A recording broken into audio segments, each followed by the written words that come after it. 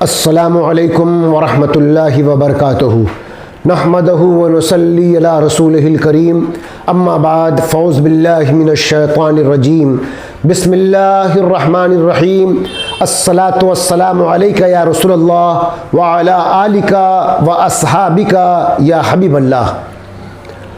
دور حاضر میں پوری دنیا یہ سمجھ چکی ہے کہ تعلیمی میدان میں جو زیادہ کامیاب ہوگا وہی سب سے کامیاب تصور کیا جائے گا۔ اس لیے چھوٹے سے چھوٹا، غریب سے غریب تر ہر فرد علم حاصل کرنے کے تگ و دو میں مصروف عمل ہے۔ اسی علمی میدان میں مسلمانوں کی بھی اپنی تمام تر کوششیں جاری ہیں۔ یقیناً یہ ہونا بھی چاہیے، مگر اس علم کے ساتھ ساتھ اسلامی بھائیوں اور اسلامی بہنوں کو یہ بھی ضرور علم ہونا چاہیے کہ تمام علوم پر فضیلت علم ایمان و یقین کو ہی ہے۔ یعنی علم ایمان و یقین کی تمام علوم پر فضیلت ہے۔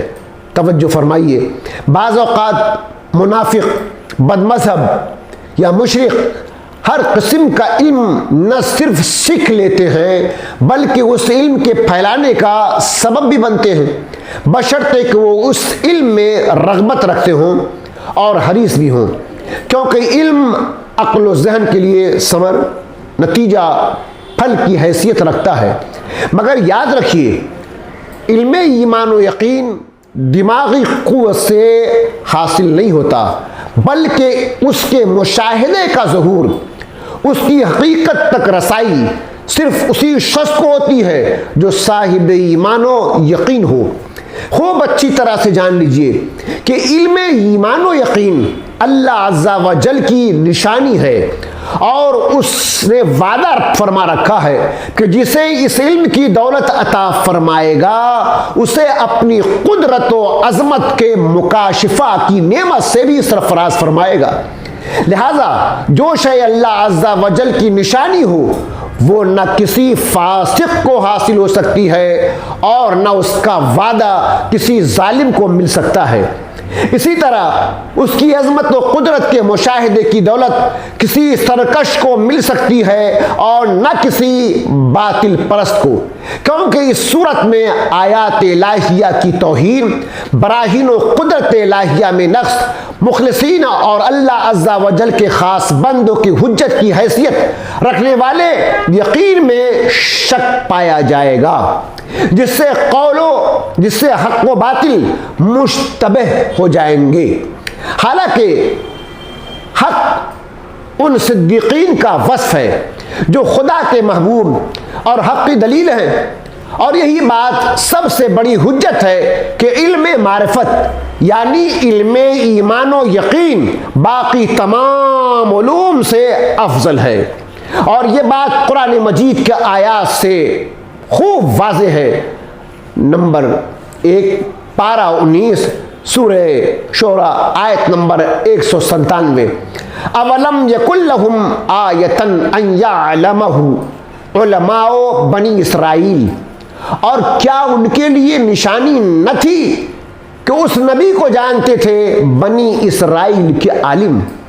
نمبر 2 پارہ 21 سورہ عنکبوت آیت نمبر 49، بل ہوا آیۃ بینات فی صدور الذین اوتوا العلم وما یجحد بآیاتنا الا الظالمون، بلکہ وہ روشن آیتیں ہیں ان کے سینوں میں جن کو علم دیا گیا اور ہماری آیتوں کا انکار نہیں کرتے مگر ظالم۔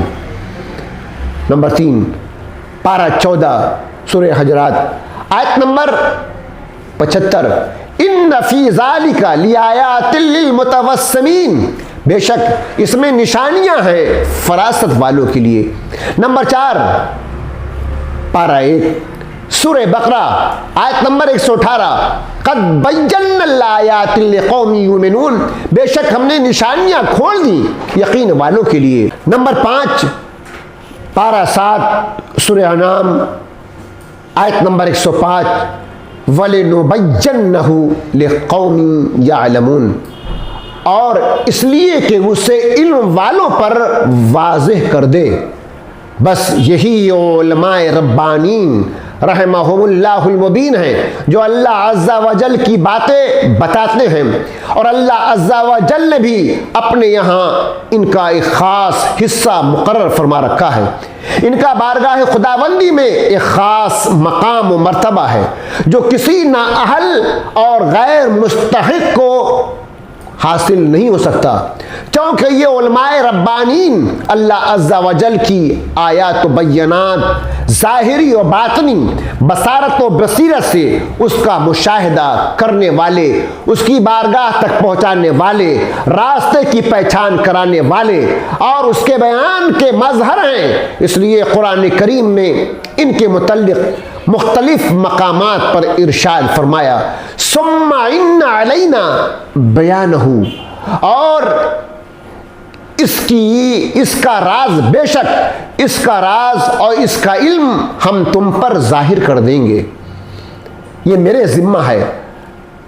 پھر کہا دوسری جگہ، خلق الانسان علمہ البیان، انسانیت کی جان محمد صلی اللہ علیہ وسلم کو پیدا کیا، ما کانا وما یکون کا بیان انہیں سکھایا۔ پھر فرمایا دوسری جگہ، تیسری جگہ، وَكَانَ حَقًّا عَلَيْنَا نَصْرُ الْمُؤْمِنِينَ، اور ہمارے ذمے کرم پر ہے مسلمانوں کی مدد فرمانا۔ پھر چوتھی جگہ فرمایا وَكَانَ أَحَقَّ بِهَا وَأَهْلَهَا، اور وہ اس کے زیادہ سزاوار اور اس کے اہل تھے۔ اللہ عز و جل نے اپنے خاص بندوں کی مدد جس شے سے بھی فرمائی، انہوں نے اسے قبول کیا، انہیں حقیقت کی جو دولت عطا فرمائی، انہوں نے اسے بھی حق اور سچ مانا اور جانا۔ اسی طرح اللہ عز و جل نے انہیں جو مشاہدہ کرایا، انہوں نے صرف وہی مشاہدہ کیا۔ اس طرح اس کے یہ خاص بندے پرہیزگاروں کے امام اور ہدایت کے علم بردار بن گئے۔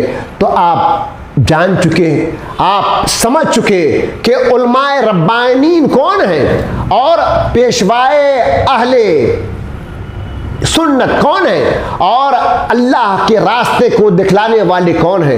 ہر کس و ناکس کے پیچھے مت دوڑ جائیے، ہر کس و ناکس کے کو اپنا رہنما نہیں مان لیجئے۔ یہی وہی علماء ربانین ہیں جن کا تذکرہ قرآن میں ہے، اور اسی کو اپنا امام ماننا، یہی اللہ تبارک و تعالیٰ کا حکم ہے۔ اللہ تبارک و تعالیٰ ہم سبوں کو بہتر سے بہتر عالم کی پیروی کی توفیق عطا فرمائے۔ وآخر دعوانا الحمدللہ رب العالمین۔